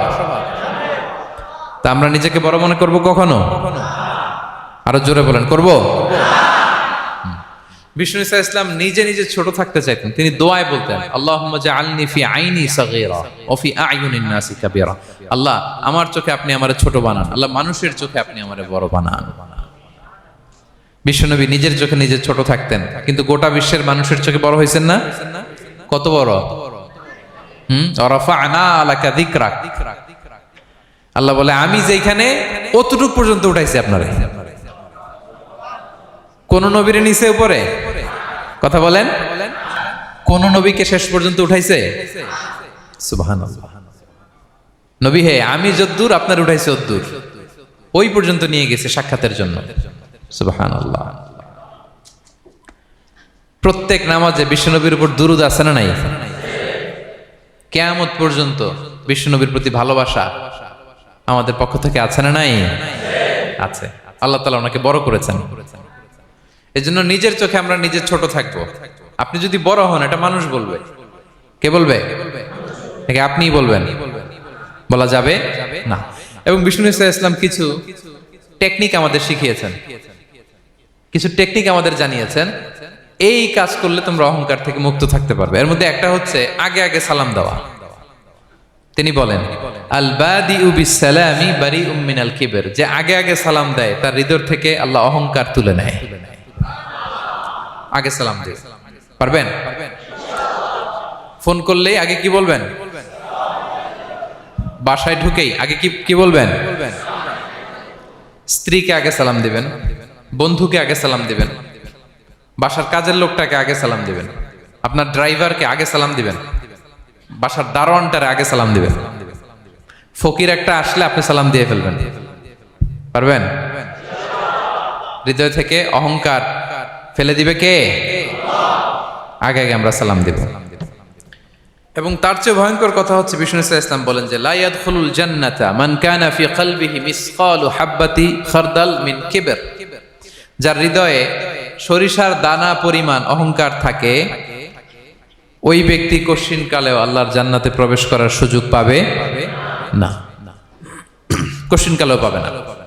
এর কারণ অহংকার আল্লাহর চাদর। অহংকার কার চাদর? আল কিবরিয়া রিদাই ওয়াল আযামাতু ইজারি, আল্লাহ বলে অহংকার আমার চাদর, বড়ত্ব আমার লুঙ্গি। যে এগুলো ধরে টান দেয় তারে আমি জাহান্নামে নিক্ষেপ করব। ফালা উবালি, আই ডোন্ট কেয়ার, আমি ওদিকে কেয়ার করি না, আমি তারে জাহান্নামে ফেলবো।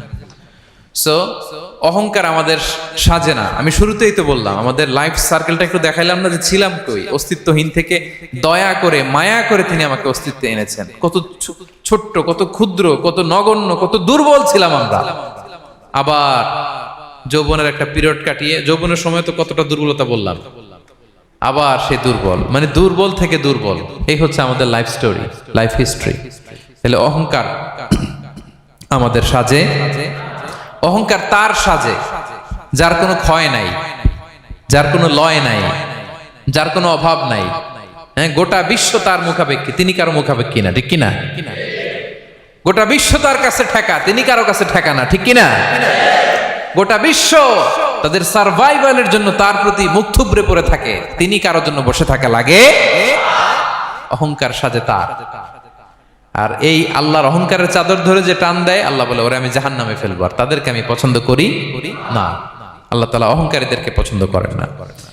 তাহলে অহংকারকেও আমরা না বলে দিব, নো বলবো, নো। আওয়াজ করে বলেন নো। শুধু মুখে মুখে নো নাকি অন্তর থেকে? এই তো আজকের দেওয়ান কুলিয়ার বাইরে ফেলে দিছে আমরা অহংকার। কি বলেন পেনাঙ্গের ভাইরা? আর অহংকার করব? আপনি বিনয়ী হন। মান তাওয়াদা তারাফা, বিষ্ণু বলেন যে নিচু হয় আল্লাহ ওর টাইনা উঁচু করে। আপনি বিনয়ী হবেন, আল্লাহ আপনার উঁচু করবে। আর আপনি উঠতে চাবেন, এক থাপ্পড় মেরে জমিনে আল্লাহ মিশাই দিবে। এজন্য বড়ত্ব, দাম্ভিকতা এটা আল্লাহর পোশাক, আমরা যেন তার পোশাক ধরে টান না দেই। এই পয়েন্টটা কি সবার কাছে ক্লিয়ার? আচ্ছা, কয়টা গেল? এক নম্বরে কি ছিল? হ্যাঁ, সীমা লঙ্ঘনকারীকে আল্লাহ তাআলা পছন্দ করেন না। দুই নাম্বার, এই তো মনে রাখছেন, মাশাআল্লাহ, অনেক এনার্জেটিক অডিয়েন্স, খেয়াল রাখছে। আর শুরুতে বলছিলাম তো, মনে রেখে দিছে এজন্য যে ধরবে তো মাঝখানে। আচ্ছা, জালিমকে আল্লাহ পছন্দ করেন না। এইমাত্র যেটা বললাম, তিন নাম্বার, অহংকারী ব্যক্তিকে আল্লাহ পছন্দ করেন না। চার নাম্বার হচ্ছে অপচয়কারী বা অপব্যয়কারী। অপচয়কারী বা অপব্যয়কারী, এই শ্রেণীর ব্যক্তিকে আল্লাহ তাআলা পছন্দ করেন। আল্লাহ বলেন কুলু ওয়াশরাবু ওয়ালা তুসরিফু, তোমরা খাও পান করো, কিন্তু ওয়ালা তুসরিফু, তোমরা অপব্যয় করো না। ইন্নাহু লা ইউহিব্বুল মুসরিফিন, আল্লাহ তাআলা অপব্যয়কারীকে পছন্দ করেন না। অপচয়, প্রয়োজন নাই তারপরেও খরচ, অপ্রয়োজনীয় খরচ, এটা আল্লাহ পছন্দ করেন না। ইভেন কি দানের ক্ষেত্রেও, আপনি যে দান করবেন, এখানেও ভারসাম্যপূর্ণ দানের কথা বলা হয়েছে। আল্লাহ বলছেন ওয়াল্লাযীনা ইযা আনফাকু লাম ইউসরিফু ওয়া লাম ইয়াকতুরু ওয়া কানা বাইনা যালিকা কাওয়ামা, যারা দান করে, দানের ক্ষেত্রে কৃপণতাও করেন, আবার সব দিয়ে দেন। যেমন আপনার ছেলের স্কুলের বেতন দিতে হবে, ফ্যামিলির খরচ আছে, এটা আছে সেটা আছে, কিন্তু আপনি বেতনে সব দিয়ে দিলেন একজনকে, তো আপনি চলবেন কেমনে? দেয়া যাবে না, ভারসাম্যপূর্ণ হয় নাই, ভারসাম্যপূর্ণ হইতে হবে। তাহলে অপচয়টা আল্লাহ তাআলা পছন্দ করেন না। এবং বিষ্ণু সাল্লাল্লাহু আলাইহি ওয়াসাল্লাম বলেছেন কুলু ওয়াশরাবু, খাও পান করো, ওয়া তাসাদদাকু, দান করো, ওয়ালবাসু, যা মনে চায় পরিধান করো। ভালো পোশাক পরিধান করে আপনি আল্লাহ শুকর করবেন, কোনো অসুবিধা নেই, কিন্তু শর্ত হচ্ছে মা লাম ইউখালিতুহু ইসরাফ, এটার মধ্যে কোন ধরনের অপচয়, অপব্যয় থাকতে পারবে, আও মাখিলা, অথবা বড়ত্ব থাকতে পারবে না। তাহলে 4 নম্বরে আমরা জানলাম যে অপচয়কারীকে আল্লাহ তাআলা পছন্দ করেন না। শুধু এখানেই শেষ না, আল্লাহ তাআলা অপচয়কারীকে শয়তানের ভাইয়ের সাথে তুলনা করেছেন। কার ভাই? আল্লাহ বলেন ওয়ালা তুবাযযির তাবযীরা, তোমরা অপচয় করো না, কারণ ইন্নাল মুবাযযিরিনা কানু ইখওয়ানাশ শায়াতিন, অপচয়কারী কার ভাই? ওয়া কানা শাইতানু লিরাব্বিহি কাফুরা, শয়তান তার প্রভুর ব্যাপারে অকৃতজ্ঞ। তাহলে আমরা জানলাম অপচয়কারী কার ভাই? আচ্ছা বলেন তো, বুঝে শুনে উত্তর দিন। যিনি শয়তানের ভাই, উনি নিজেও একটা কি? বলে ফেলছেন আপনারাই, আমি আর কি বলবো। যারা আল্লাহ শয়তানের ভাই বানাইছে, ও নিজেও একটা কি? তাহলে এটা যেন আমরা না করি। আমরা যেন পরিমিতি বোধ যেন আমাদের ব্যয়ের ভেতরে থাকে। এই আয়াতগুলোতে আমরা দুইটা শব্দ পাই, একটা ইসরাফ আর একটা তাবযীর। ইন্নাল্লাহা লা ইউহিব্বুল মুসরিফিন, আর জায়গায় ওয়ালা তুবাযযির তাবযীরা। দুটোই হারাম পেনাঙ্গের ভাইয়েরা। পার্থক্যটা কি? পার্থক্য হচ্ছে ইসরাফ মানে হচ্ছে বৈধ বা হালাল কোনো ক্ষেত্রে প্রয়োজনাতিরিক্ত ব্যয় করা, হালাল। হালাল, কিন্তু আপনি অতিরিক্ত খরচ করছেন। বাসায় আম লাগবে 2 কেজি, কয় কেজি? 2 কেজি হলে সুন্দর খাওয়া যায়। নিয়ে আসছেন 10 কেজি, কয় কেজি? 3 দিন পরে এগুলো পচে টচে নষ্ট হয়েছে, অপচয় হয়েছে না? কিন্তু আম কিনা হালাল না হারাম? আম খাওয়া হালাল না হারাম? তাহলে এই যে হালাল জিনিসে প্রয়োজনাতিরিক্ত যে খরচ করছেন এটাকে বলে ইসরাফ, এটা নিষেধ। আরেকটা আল্লাহ যেটা আরো ভয়ঙ্কর, শয়তানের ভাই বানাইছে আল্লাহ যে কারণে, ওটার বলে তাবযীর। ওটা কি? তাবযীর হচ্ছে অবৈধ বা হারাম কোনো ক্ষেত্রে প্রয়োজনাতিরিক্ত ব্যয় করা। এমনি কাজটা হারাম। এমনি কাজটা কি বলেন তো? মদ খাওয়া কি? এখন ট্রাক ভর্তি করে মদ নিয়ে আসছেন। নাচানাচির অনুষ্ঠানে ফান্ডিং করা কি? অশ্লীলতা, নৃত্য প্রদর্শনের এরকম একটা প্রোগ্রাম হবে নারীদের, এটাতে ফান্ডিং করাটা কি? হারাম। এখানে আপনি হাত খুলে দান করছেন, এটার বলে তাবযীর। তাহলে ইসরাফও হারাম, তাবযীরও হারাম। দুইটার মধ্যে বেশি হারাম হচ্ছে তাবযীর। যে তাবযীরের কারণে আল্লাহ তাআলা তাকে শয়তানের ভাই বলেছেন। তাহলে অপচয়ের সাথে আমাদের কোনো সম্পর্ক, আমরা একটু গলা ফাটিয়ে অপচয়কে নো বলে দিব। আওয়াজ করে বলেন নো। আজকে থেকে আর কোনো অপচয় নাই, আজকে থেকে অপচয় নাই। বিশ্বনবী সাল্লাল্লাহু আলাইহি ওয়াসাল্লাম একবার আম্মাজান আয়েশা রাদিয়াল্লাহু তাআলা আনহার ঘরে ঢুকলেন। ফাওয়াজাদা কিসরাতা খুবজিন মুলকাতিন আলাল আরদ। আম্মাজান আয়েশার ঘরে ঢুকেই দেখলেন এক টুকরো রুটি মাটিতে পড়ে আছে। কোথায় পড়ে আছে? ফাগাদিবান নবী, নবী সাল্লাল্লাহু আলাইহি ওয়াসাল্লাম রেগে গেলেন। তিনি রাগান্বিত হলেন, প্রচন্ড রেগে গেলেন। রেগে আম্মাজান আয়েশাকে বললেন, আয়েশা, এই যে আল্লাহর রিজকে তুমি নষ্ট করছো, আল্লাহর রিজিকের মূল্যায়ন করতে শেখো আয়েশা। কোন ঘরে যদি আল্লাহর রিজিক আসে আর ওই রিজিককে যদি মূল্যায়ন করা না হয়, তাহলে সেই রিজিক আর এই ঘরে আসে না। কারণ এই রুটিটা খেয়েই তো তুমি বেঁচেছিলা, ঠিক কিনা? আজকে আমরা যেই রুটিটা, যেই ভাতগুলো ফেলে দিয়ে ডাস্টবিনে, এতটুকু খাইলে আমার কাশ্মীরের ভাইরা বেঁচে যাবে, এতটুকু পাইলেই আমার ফিলিস্তিনের ভাইরা বেঁচে যায়, এতটুকু পেলেই ওই ডাস্টবিনে মারামারি করে যারা খাবার খোঁজে ওরা বেঁচে যায়, ঠিক কিনা? এই জন্য বিষ্ণু ইসলাম রেগে গেলেন। বিষ্ণু সবসময় রাখতেন না, রেগে বললেন, আয়েশা, আল্লাহর নেয়ামতের কদর করো। তোমার ঘরে রিজিক আসলে ওটার যদি মর্যাদা না দাও, এই রিজিক তোমার ঘরে আর ঢুকবে না। নট নেসেসারি শুধু খাবারের ক্ষেত্রে, যে কোনো ক্ষেত্রে অপচয় যেন না হয়, অপচয় অপব্যয় যেন না হয়। আমরা অনেক সময় করে ফেলি, খেতে বসলে অনেক খাবার নিয়ে ফেলি, অর্ডার করতে গেলে দোকানে অনেক অর্ডার করে ফেলি, রেস্টুরেন্টে, কিন্তু এই খাবারগুলো নষ্ট করা যাবে না। ডাস্টবিনে যেন না যায় আপনার কারণে। আপনি কি করবেন? লেফট ওভার ফুড সাথে করে বঙ্গুজে নিয়ে আসবেন। আপনারা তো বঙ্গুজ বলেন নাকি? পেনাঙ্গে কি বলে? বঙ্কুজ। হ্যাঁ, টেক অ্যাওয়ে বা বঙ্কুজ বললে ওরা বঙ্কুজ দিবে, নিয়ে আসবেন, বাসায় এনে রাতে খাবেন, তারপরের দিন খাবেন, অথবা কাউকে দিয়ে দিবেন, কিন্তু খাবার নষ্ট করা চলবে। কারণ ইন্নাল্লাহা লা ইউহিব্বুল মুসরিফিন, আল্লাহ তাআলা অপচয়কারীকে পছন্দ করেন। কথাটা কি বুঝতে পেরেছেন সবাই? আচ্ছা, কয়টা গেল? আর বাকি রইল কয়টা? 5 নাম্বার, খেয়ানতকারী। আমানতের খেয়ানত যে করে, বা বিশ্বাসঘাতক, আমানতের খেয়ানত যে করে। অনেক লম্বা কথা, আমি যেহেতু সময় কম শেষ করে দিচ্ছি। ইন্নাল্লাহা লা ইউহিব্বুল খাইনিন, আল্লাহ তাআলা খেয়ানতকারীকে পছন্দ করেন। বিশ্বাসঘাতকতা যে করে, আল্লাহর কথা বাদ দেন, আমাদের সমাজে বলেন, কেউ যদি বিশ্বাসঘাতকতা করে আমরা পছন্দ করব? করব না, তাকে কেউ পছন্দ করে না। ইন্নাল্লাহা লা ইউহিব্বু মান কানা খাওয়ানান আসিমা, পাপী খেয়ানতকারীকে আল্লাহ পছন্দ করেন না। এবং মুনাফিকের আলামত রাসূল সাল্লাল্লাহু আলাইহি ওয়াসাল্লাম বলেছেন, কি দেখে মুনাফিক চিনবা? তিনি বলেছেন 3 জিনিস দেখে মুনাফিক চিনবা। 1, ইযা হাদ্দাসা কাযাবা, মুনাফিক কথা বললে মিথ্যা বলে। কথা বললে কি করে?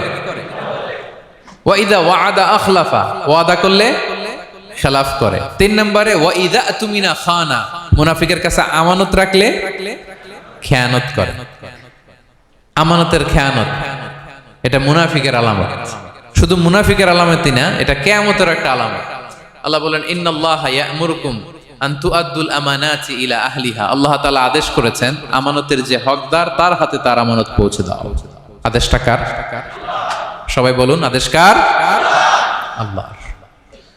আমানতের খেয়ানত এটা মুনাফিকের আলামত এবং কিয়ামতের আলামত। এক বেদুইন এসে রাসূল সাল্লাল্লাহু আলাইহি ওয়াসাল্লামকে বলল, ইয়া রাসূলুল্লাহ, মাতা সা, কিয়ামত কবে হবে? কি কবে হবে? কিয়ামত কবে হবে? রাসূল সাল্লাল্লাহু আলাইহি ওয়াসাল্লাম বললেন, ইযা দুইয়াতিল আমানাতু ফান্তাযিরিস সাআ, যখন আমানতের খেয়ানত শুরু হবে সমাজে তখনই কিয়ামত হবে। সে বলল, ইয়া রাসূলুল্লাহ কাইফা ইদাআতুহা, আমানতের খেয়ানত আবার কেমনে হয়? সহজ সরল মানুষ, আমানতের খেয়ানত হয় কেমনে? বিষ্ণু বললেন, ইদা উসিদাল আমরু ইলা গায়রি আহলিহি ফান্তাযিরিস সাআ, যে লোক যেই কাজের যোগ্য নয় তাকে যখন সেই কাজে বসিয়ে দেয়া হবে তখনই কিয়ামত হয়ে যাবে। এখন এটা আছে না নাই সমাজে বলেন? হ্যাঁ, যে যেই কাজের যোগ্য না সেই কাজ সে পায় না। সবাই বলেন তো, যে যেই চেয়ারে বসার যোগ্যতা রাখে না ওই চেয়ারে সে বসে কি বসে না? নেতা হওয়ার যোগ্যতা নাই, নেতা হয়ে গেছে। পদের যোগ্যতা নাই, পদ পেয়ে গেছে। চাকরির যোগ্যতা নাই, ওই যে উপর থেকে ফোন আসছে, ফোনের ঠেলায় চাকরি হয়ে গেছে। দেশেরও 12টা বেজে গেছে। এইভাবেই আমানতের খেয়ানত হয়। প্রিয় ভাইরা, আমানত ব্যাপারটা অনেক বড়। অনেকে মনে করে, আপনারা কি বোরিং হয়ে যাচ্ছেন? আর অল্প, আর ম্যাক্সিমাম 10 মিনিট। প্রিয় ভাইরা, আমানত এই ব্যাপারটা অনেক বড়। অনেকে মনে করে, একজন আমার কাছে একটা মোবাইল রেখে গেছে, বলছে ভাই এই মোবাইলটা আগামী সপ্তাহে এসে নিয়ে যাবে। তো অনেকে মনে এইটাই শুধু আমানত, অনেক ভালো। বা 10,000 রিঙ্গিট রেখে বললো 3 দিন পরে এসে আমি টাকাটা তোমার কাছ থেকে নিব। তো আপনি দিয়ে দিলেন, এটা তো আমানতদার হলেনি। কিন্তু শুধু এতটুকু আমানত নয় প্রিয় ভাইয়েরা আমার। আল্লাহ তাআলা আমাদেরকে যা দান করেছেন তার সবই আমানত, সবকিছুই আমানত। এই যে আমাকে আল্লাহ জ্ঞান দিয়েছেন, এই জ্ঞানটা আমানত। যাদেরকে আল্লাহ পরিচিতি দিয়েছেন, পরিচিতি এটা আমানত। আমার অর্থ, আমার সন্তান, আমার ক্ষমতা, আল্লাহর দেয়া প্রতিটি নিয়ামতই আমানত। এবং এই আমানতের ব্যাপারে আল্লাহ তাআলা জিজ্ঞেস করবেন। আপনি একটা প্রতিষ্ঠানের প্রধান, এই প্রতিষ্ঠান আপনার কাছে আমানত। আপনি মসজিদের সভাপতি, এই মসজিদ আপনার কাছে আমানত। আপনি চেয়ারম্যান, এই ইউনিয়ন পরিষদটা আপনার কাছে আমানত। কি বলেন? আপনি MP, member of the parliament, এই নির্বাচনী এলাকাটা আপনার কাছে আমানত। আপনি রাষ্ট্রপ্রধান, পুরো রাষ্ট্রের প্রতিটি ইঞ্চি আপনার কাছে কি? এই আমানতের খেয়ানত যখন হবে, বিষ্ণু বললেন তখনই কিয়ামতের অপেক্ষা করো, ফান্তাযিরিস সাআ, কিয়ামত হয়ে যাবে। তাহলে খেয়ানতকারীকে আল্লাহ তাআলা পছন্দ করেন না, আমানতের খেয়ানতকে পছন্দ করেন। আর আমানত এটা ব্যাপক বিষয়। আমার জ্ঞান, আমার ক্ষমতা, আমার পরিচিতি, আমার সন্তান, আমার স্ত্রী, সবকিছু আমানত। এবং এগুলোর ব্যাপারে আল্লাহ তাআলা আমাদেরকে জিজ্ঞেস করবেন। কয়টা গেল? তাহলে খেয়ানতকে আমরা নো বলে দিব। আওয়াজ করে বলেন নো। একটা সাথে আমাদের সম্পর্ক নেই। 6 নম্বরে হচ্ছে ফাসাদ সৃষ্টিকারী, বিশৃঙ্খলা সৃষ্টিকারী। সমাজে যারা বিশৃঙ্খলা সৃষ্টি করে তাদেরকে আল্লাহ পছন্দ করেন না। আল্লাহ বলেন, ইন্নাল্লাহা লা ইউহিব্বুল মুফসিদিন, আল্লাহ তাআলা ফাসাদ সৃষ্টিকারীদেরকে কখনো পছন্দ করেন না। সমাজে নানাভাবে, সামাজিকভাবে ফাসাদ, রাজনৈতিকভাবে ফাসাদ, অর্থনৈতিকভাবে ফাসাদ, এই যত ফাসাদ বিশৃঙ্খলা আছে এগুলোর হোতা যারা, তাদেরকে আল্লাহ পছন্দ করে না। নানাভাবে দেখবেন যে সমাজে অনেকে ফাসাদ সৃষ্টি করে। আমাদের বাংলাদেশে কিছুদিন আগে কাঁচামরিচের দাম বেড়ে গেছে না? কেমনে বাড়লো? নিশ্চয়ই কেউ সিন্ডিকেট করছে, নিশ্চয়ই কেউ মজুদদারি করছে, নিশ্চয়ই এখানে কেউ ফাসাদ তৈরি করছে, ঠিক কিনা? প্রতিটি সেক্টরে আপনি খুঁজে দেখবেন ফাসাদ, হ্যাঁ, মারামারি, বিশৃঙ্খলা, ফাসাদ। এই কিছুদিন আগে এক নির্বাচনের প্রার্থীকে ধরে পিটাইছে, সবাই দেখলাম আমরা, তাই না? এটা ফাসাদ হয়েছে না? বিশৃঙ্খলা হয়েছে না? এই আপনি যদি ধরে ধরে বলেন, পরিবারে, সমাজে, রাষ্ট্রে, অর্থনীতিতে, বাজারে, প্রতিটি জায়গায় ফাসাদ আছে না নাই? আল্লাহ তাআলা বলেন, ইন্নাল্লাহা লা ইউহিব্বুল মুফসিদিন, এই ফাসাদ সৃষ্টিকারীকে আল্লাহ তাআলা পছন্দ করে না।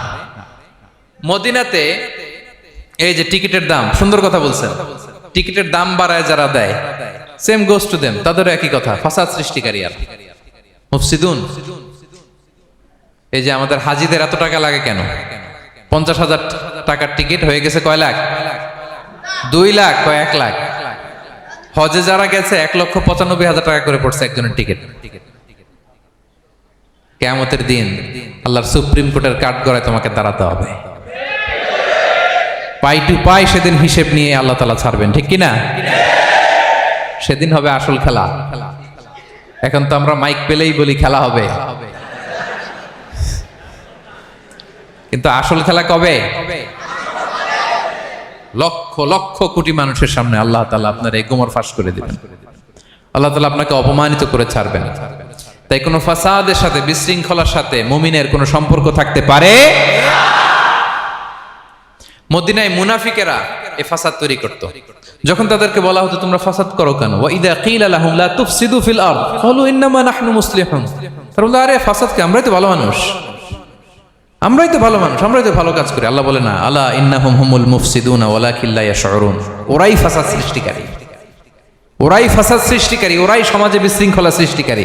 ওদের ভেতরে এক, বাইরে আরেক, তার নাম মুনাফিক, ঠিক কিনা?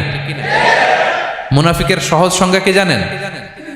ভিতরে লালন করে একটা অনুভূতি বা ভাবে একটা, কিন্তু মুখ দিয়ে বলে, তার মানে ভেতরে এক বাইরে আরেক, তার নাম দুই মুখ সাপেরা। এদিকে যায় বলে আপনার লগে আছে, আপনি খুব ভালো, ওদিকে যায় বলে আরে না না উনি কি, উনি তো খুব খারাপ মানুষ, আপনি অনেক সবচেয়ে ভালো, আমি আপনার সাথে আছি। এরকম ডাকাইতে আছে না নাই? দুমুখ সাপ, ডাবল স্ট্যান্ডার্ড, নেহি এদার নেহি ওদার, দারমিয়ান মে সাদার বাদার,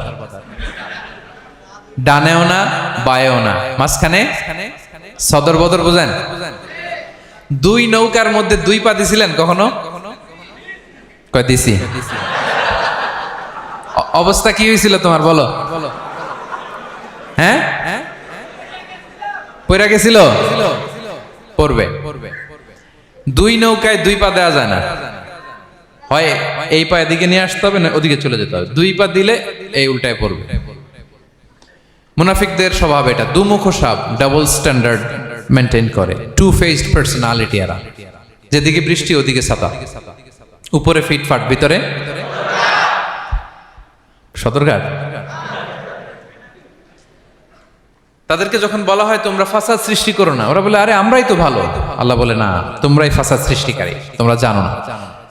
তো এই ফিতনা ফাসাদকে আল্লাহ হত্যার চেয়েও জঘন্য বলেছেন। তিনি বলেছেন আল ফিতনাতু আকবারু মিনাল কতল। এই ফিতনা সৃষ্টি করা, সমাজে পণ্যের দাম বাড়ানো, কাঁচামরিচের দাম বাড়ানো, অন্যের হক নষ্ট করা, টিকিটের দাম বাড়ানো, মজুদদারি করা, সমাজের স্বাভাবিক সামাজিক রাজনৈতিক ভারসাম্য যারা নষ্ট করে, এগুলো সব মুফসিদুন। সব কি? মুফসিদুন, ফাসাদ সৃষ্টিকারী, ফিতনাবাজ। আকবারু মিনাল কতল, সমাজের স্বাভাবিক যে ধারা, এই ফ্লোটাকে তারা নষ্ট করে।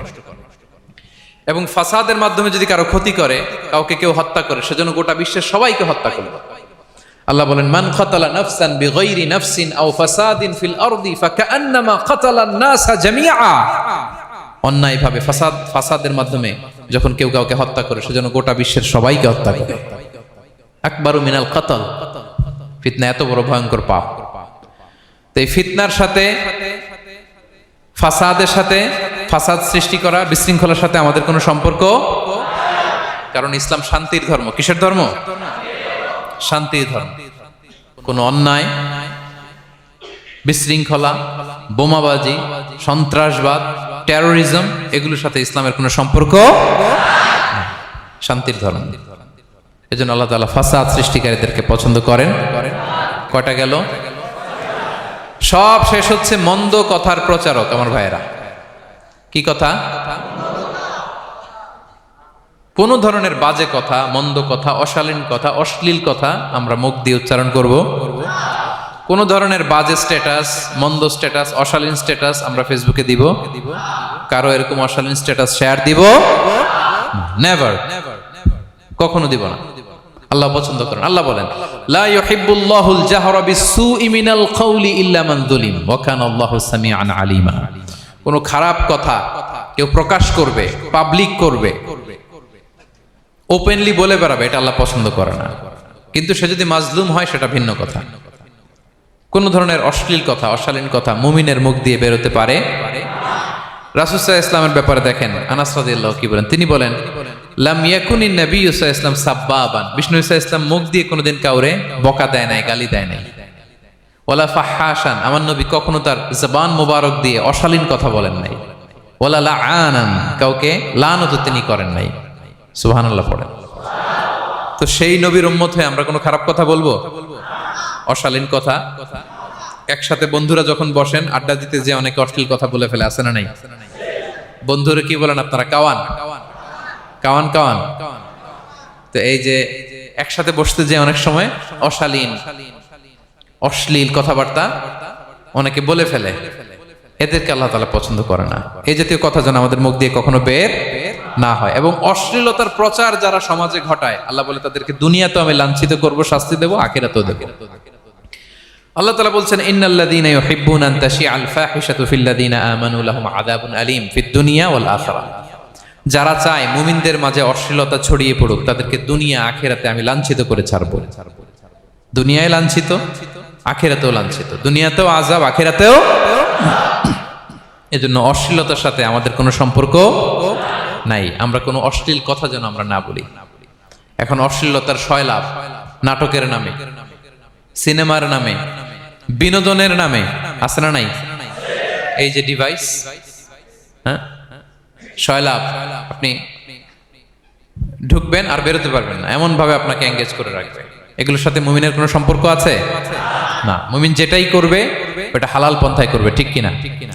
তাই কোনো অশ্লীলতাকে আমরা শেয়ার দিব না। সোশ্যাল মিডিয়ায় কোনো অশ্লীল ভিডিও দেখবো না, শেয়ারও দিব না। কোনো অশ্লীল নাটক, সিনেমা এগুলো আমরা দেখবো না। দিনকে দিন এটা এমন ভাবে গ্রাস করতেছে, আমাদের সমাজটাকে শেষ করে ফেলতেছে এক এক নামে।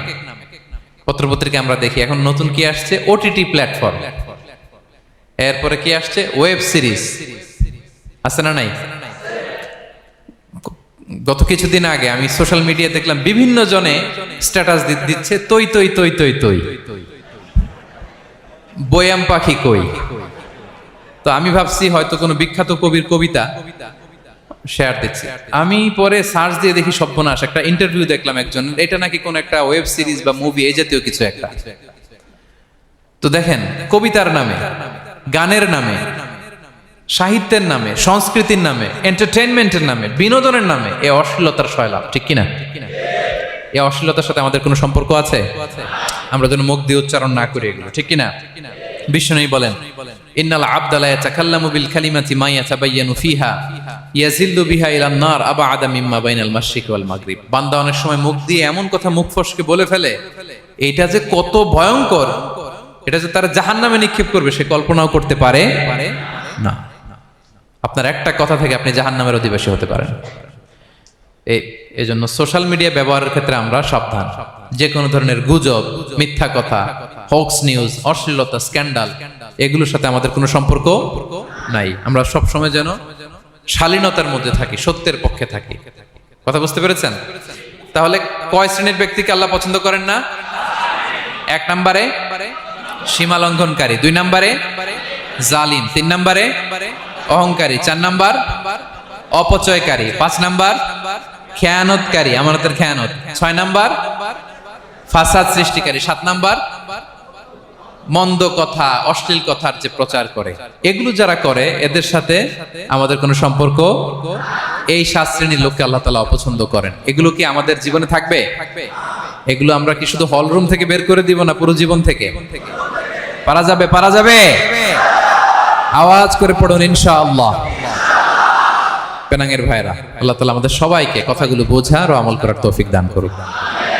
এই আলোচনা যেন আমাদের নাজাতের ওসিলা হয়। আমরা এখানে যেমনি বসলাম, আবারও যেন কোনো তাফসিরুল কোরআনের ময়দানে বসতে পারে, আল্লাহ তৌফিক দান করুক। হাদা মা ইনদি ওয়াল ইলমু ইনদাল্লাহ আলাইহি তাওয়াক্কালতু ওয়া ইলাইহি উনীব। ওয়াসসালামু